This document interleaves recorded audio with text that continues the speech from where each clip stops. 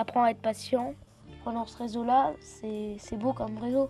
Par exemple, les jeux vidéo, il y a des choses mal faites que là, c'est très bien fait.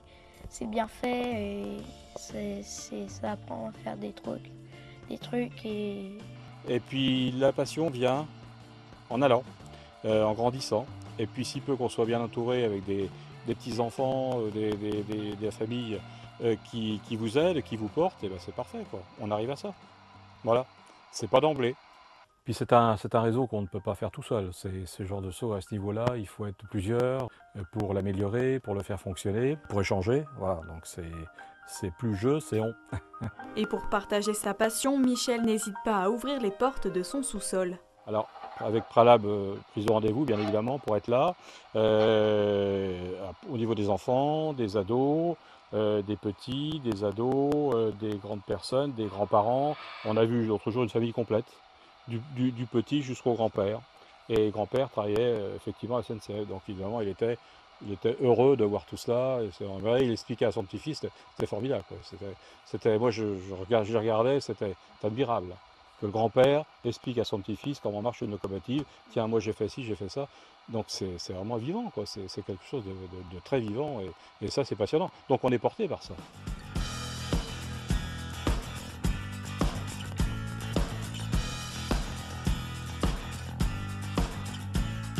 Alors c'est une visite ludique parce qu'on fait tourner les trains, le train est magique, on le sait, mais c'est aussi une visite technique. C'est-à-dire qu'on parle technique, on parle de D2, ce que c'était qu'une machine de D2. Beaucoup de gens ne savent pas.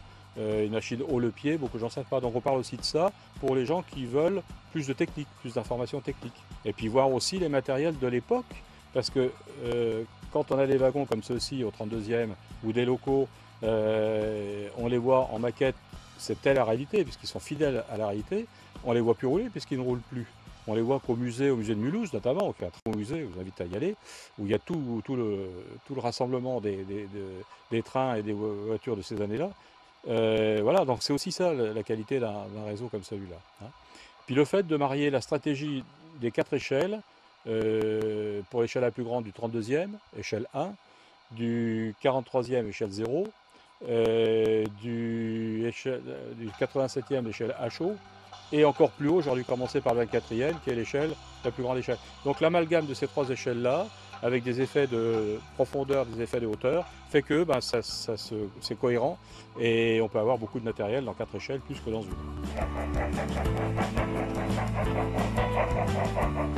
Le prochain projet de Michel, faire rouler les trains par canton, un réseau beaucoup plus complexe à réaliser et qui sera l'objectif et le défi de ce Ferrovipat ces prochaines années.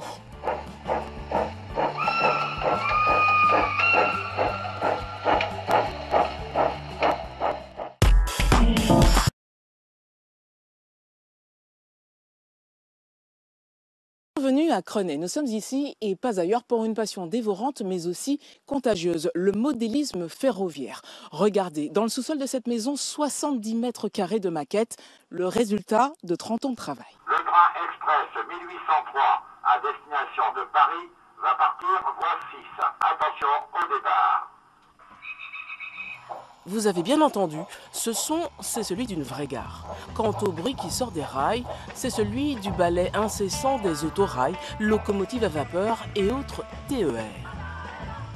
De temps en temps, un Thalys et un TGV passent par là, mais l'essentiel du matériel et des décors fait surtout référence aux années d'après-guerre, aux 30 Glorieuses. C'était une belle époque, une époque où il y avait une joie de vivre, il y avait une magie dans la vie, tant dans le domaine du ferroviaire que les voitures, que les avions. Il y avait une poésie un petit peu dans tous ces matériels-là. Et on a retrouvé, par exemple, ici, des autocars d'excursion avec les bagages dessus, où on voyageait par ce type d'autocar à l'époque. Des trains et des gares qui racontent une histoire, celle de Michel Thiédot. Quand il était enfant, la gare de Vitré-Vernois voyait encore des voyageurs. Cette gare-là a fait l'objet d'arrêts ferroviaires quand on allait dans une maison familiale de campagne à Melay, en Haute-Saône, voilà, en Haute-Marne. C'est-à-dire qu'on prenait le train à Troyes, on s'arrêtait à la gare de Vitré-Vernois, on prenait le car Savienne qui est ici, le même car, et on allait à 15 km dans le village natal. Donc tout ça, c'est des souvenirs qui reviennent donc, et qu'on a voulu mettre en maquette. Voilà. La passion des trains et du modèle réduit, c'est son oncle qui la lui a donné. Mon oncle, qui m'a transmis le virus, qui était mécanicien de locomotive à vapeur, on l'a représenté sur cette ligne, avec mes enfants, ma fille et mon fils.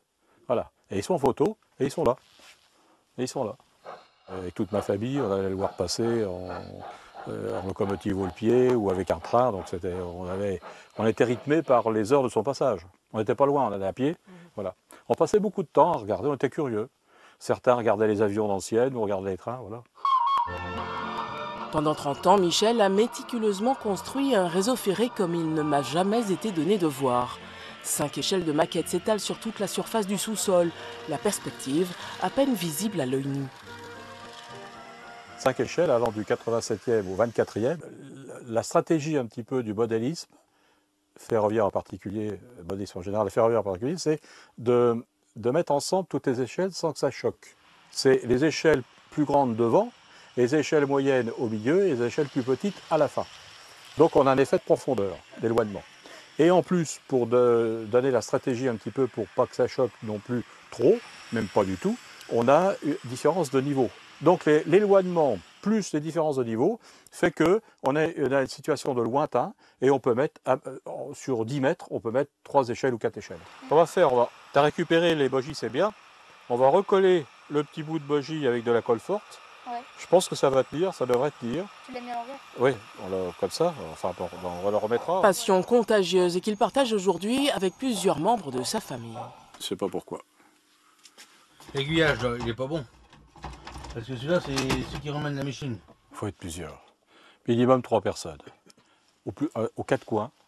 De telle façon qu'il y en a un qui est au poste de commande et 2 autres qui se trouvent aux 2 extrémités pour pouvoir un petit peu surveiller la bonne marche du train, voir s'il n'y a pas un autre train sur la même voie, ce qu'on vient de connaître. Patrick, son beau-frère, Johan, son neveu, Pauline et Guillaume, ses petits-enfants, sont autant les artisans de cette maquette que ses sentinelles. C'est quelque chose qu'on a connu tout petit, c'est quelque chose qui fait rêver. Et après, au fur et à mesure, on découvre comment c'est amélioré. Et après, c'est ça qui fait qu'on a envie de participer à ce réseau. C'était un peu comme jouer au Playmobil, c'était faire son petit monde, avec les trains bien sûr qui tournaient autour, c'était sympa. Mais toi, tu étais plus maquette ou plus train? Plus maquette. Bon, c'est marrant de faire tourner le petit train, mais je préférais faire les villes, mettre en scène le village, quoi. Je commence à aller dans la cour des grands, on va dire. Et là, je vais avoir mon réseau qui va être un petit peu numérisé. Et tout ce qui va être numérisé, là-bas, le faisceau de doigts là-bas qui va être numérisé, et je vais mettre des aiguillages électroniques, comme là-bas pour les voies de garage, pour les TGV. Améliorer l'existant, faire évoluer la maquette, l'autre objectif de Michel Thiedeau, car aujourd'hui, il n'est plus possible de pousser les murs et d'agrandir les lieux. Tiens, si tu veux, tu prends un bonbon, tiens, il y en a plus beaucoup. Le train express 1803 à destination de Paris va partir voie 6. Attention au départ. C'est mon train, je suis là, regardez les trains passer, mais il faut que je traverse la voie maintenant. À bientôt, ailleurs, en Champagne-Ardenne. Allez hop!